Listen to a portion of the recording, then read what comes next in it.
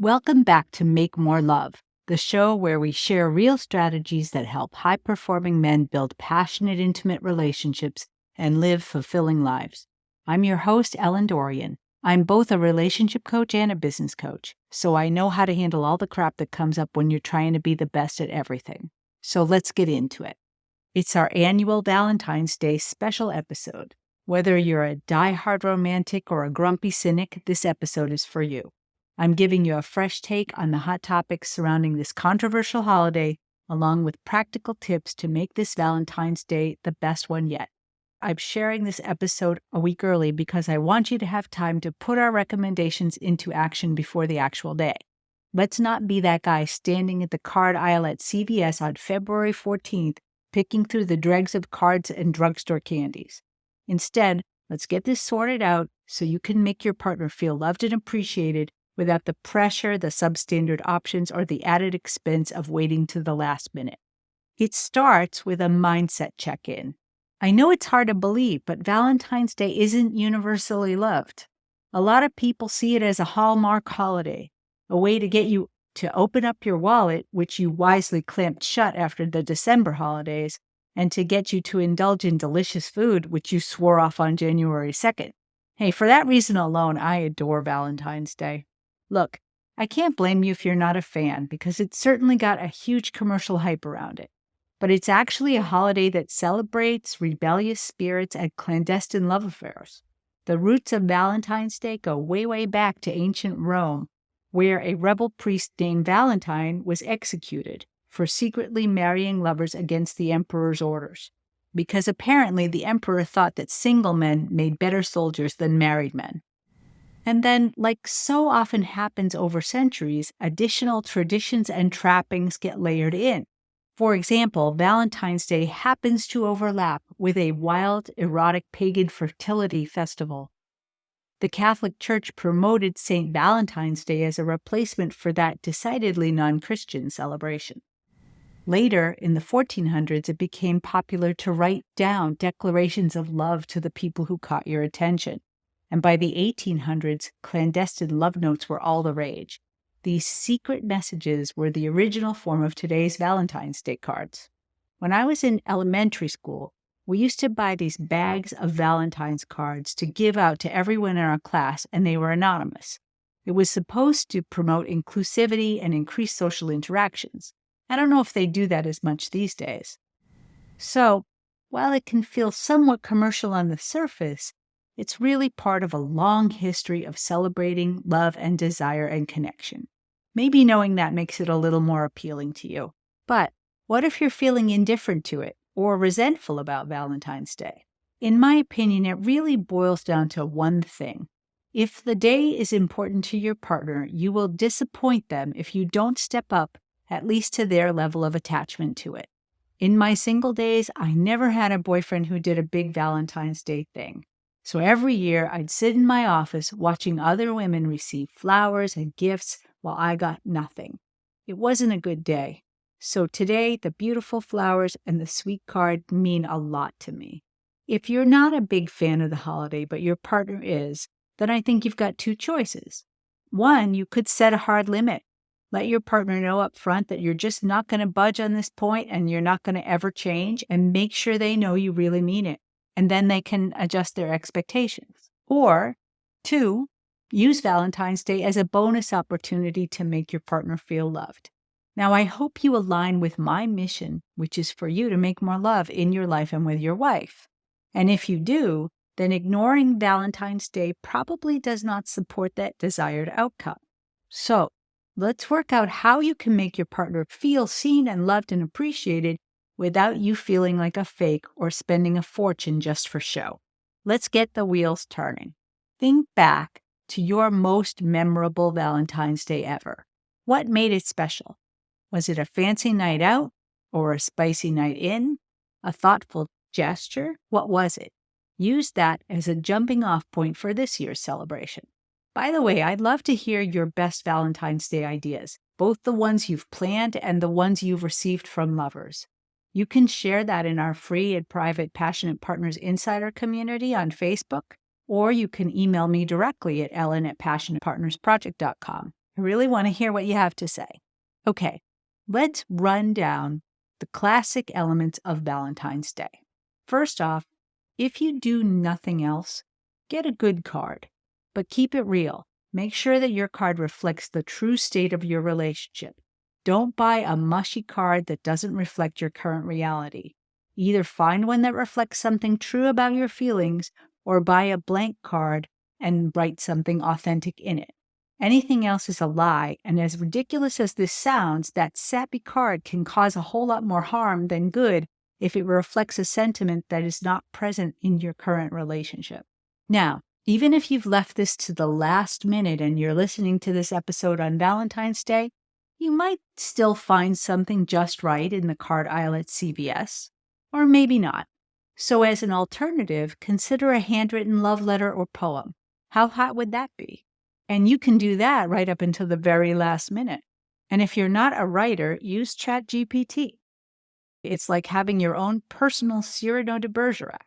We're going to get into the specifics of planning next, but before that, I want to tell you about something I've made just for you. Valentine's Day is coming up fast.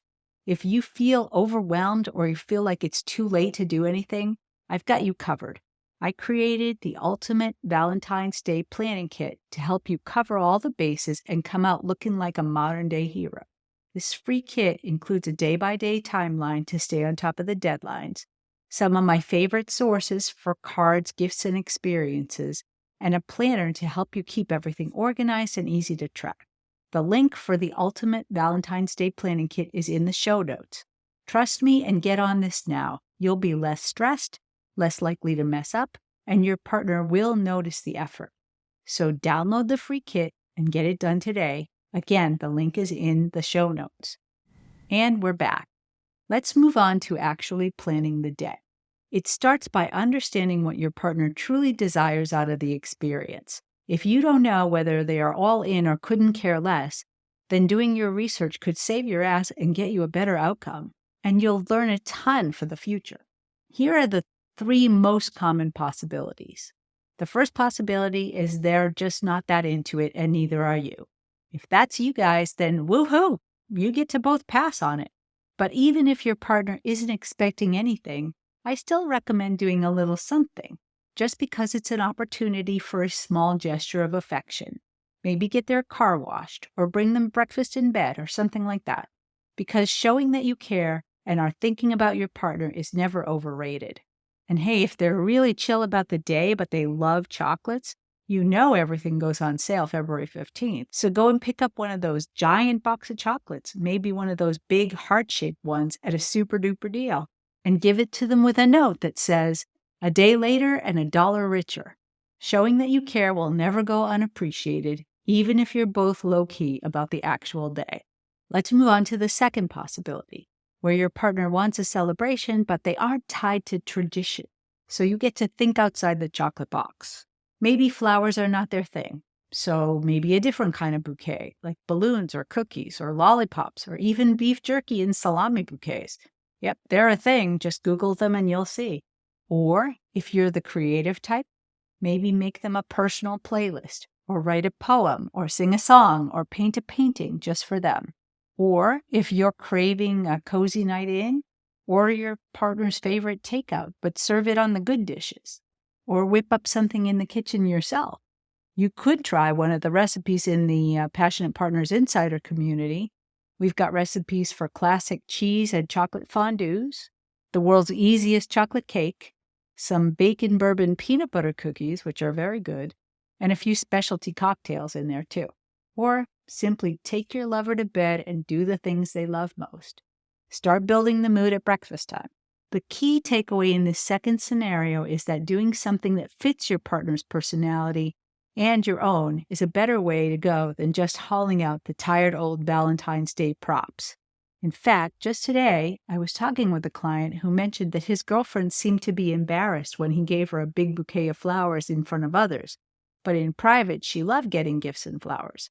So knowing how your partner feels about romantic gestures is important, because it avoids you misinterpreting their reactions to your efforts.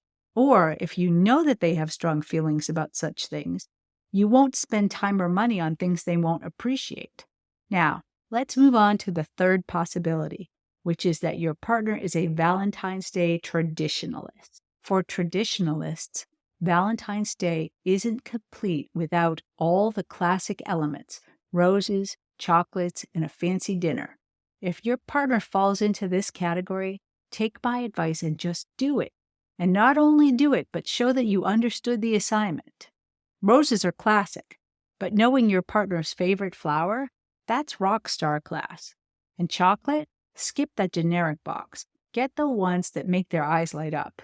And buy the bling if that's your thing. Then make the fancy dinner reservation if you can. If you've got the budget but can't get a table, consider bringing a special dinner in. Back during the pandemic, my partner ordered a complete Valentine's Day meal from Smith & Wolenski's, which is a high-end steakhouse here in our area. That meal was fantastic. It was a fancy appetizer, a beautiful salad, a perfectly cooked steak with fixings, and 2 specialty desserts. We ate that thing for a couple of meals. But if your budget is more modest, that's all good too. 1 perfect flower is as good as a dozen if there's meaning behind it. A few exquisite chocolates, a beautifully set table with the takeout, even if it's fast food, it's the flair that counts. And a good Prosecco can make that night special for just a few bucks.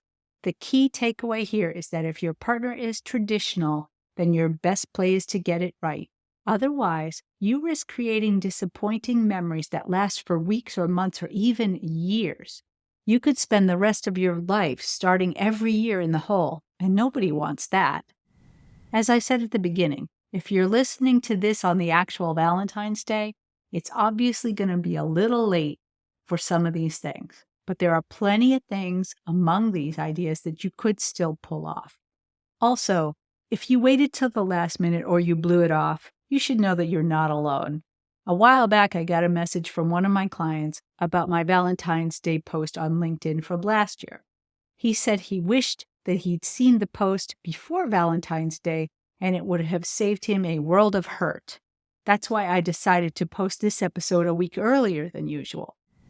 Anyway, he and I set up a strategy call and we worked out a plan for a Valentine's Day do-over that his wife loved, and also set him up with a system he could use to make every Valentine's Day a blockbuster from that point forward. In fact, he uses it now for every holiday, not just Valentine's Day, but all the birthdays and anniversaries and everything else. That strategy call is actually what led me to create the ultimate Valentine's Day planning kit that I mentioned earlier, and you can get it for free. The link in the show notes will take you right there. Now, you can use that planner on your own, or you could invite your partner to work through it with you and create a plan for next year that will make a memorable celebration you create together. Then you can just take the steps to make sure that it comes to life. However your Valentine's Day goes this year, whether you hit it out of the park or you fall flat, there's always room for expansion and improvement. So what's one thing you can do to heat up your next Valentine's Day, whether that's this one or the next? To sum up, today we talked about Valentine's Day. We talked about how some people have a resistance to it. We talked about how to make it a good day, and we talked about how to change up your Valentine's Day game for the future. When you show your partner that you get them, your relationship will be stronger and more resilient and more loving, and you'll get more respect, more affection, and more intimacy. All right, I hope today's episode got you thinking, but you know we can only do so much in an open forum like this. If you want to look at your specific situation, you can book a free relationship reset call. It's a quick, private call tailored exactly for you. We'll figure out your next best move and set you on a path to a better relationship for both you and your partner. Just head over to relationshipresetcall.com and pick a time. You can also join the Passionate Partners Insider community on Facebook for exclusive content and resources, and visit our website or social channels to learn more about our programs, workshops, and private coaching options. All the links to everything I mentioned, plus my personal email, are in the show notes. I'll be here whenever you're ready. Now, I've got a quick request. I'd really appreciate your help spreading the word about Make More Love. First, if you haven't done it already, hit follow or subscribe on your favorite platform. It helps more people find the show, and it also keeps you in the loop. Second, leaving a review would mean the world. It helps us grow our community and reach more people. And finally, if you know someone who is struggling in their relationship, then share the show with them. You might just change their life. Thank you so much for spreading the word. I believe you had good reasons for choosing your partner. My mission is to help you reconnect with those reasons and discover new ways to make more love in your life and with your wife. I'm Ellen Dorian, and that's what I've got for you today.